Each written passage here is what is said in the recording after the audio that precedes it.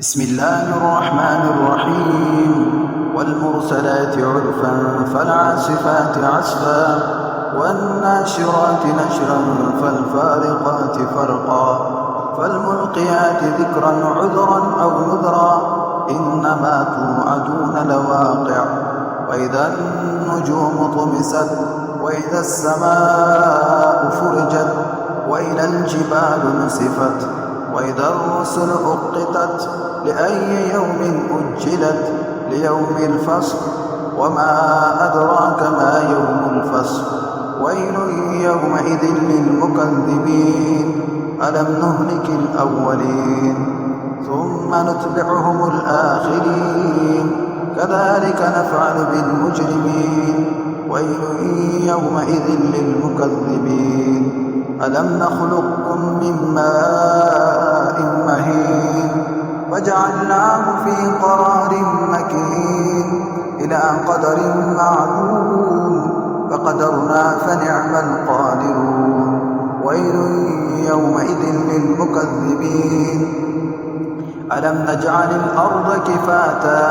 أحياء وأمواتا وجعلنا فيها رواسي شامخات وأسقيناكم ماء فراتا ويل يومئذ للمكذبين انطلقوا إلى ما كنتم به تكذبون انطلقوا إلى ظل ذي 3 شعب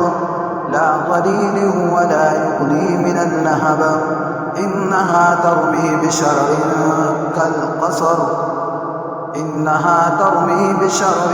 كالقصر كأنه جمالة صفر ويل يومئذ للمكذبين هذا يوم لا ينطقون ولا يؤذن لهم فيعتذرون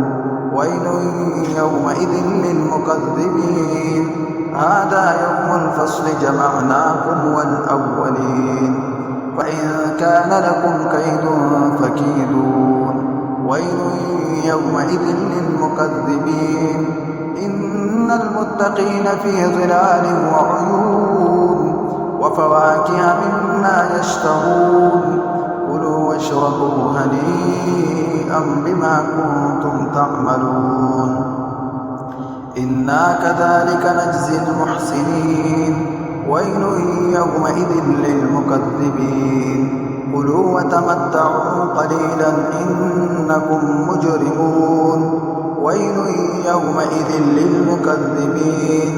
وإذا قيل لهم اركعوا لا يركعون ويل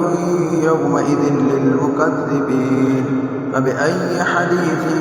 بعده يؤمنون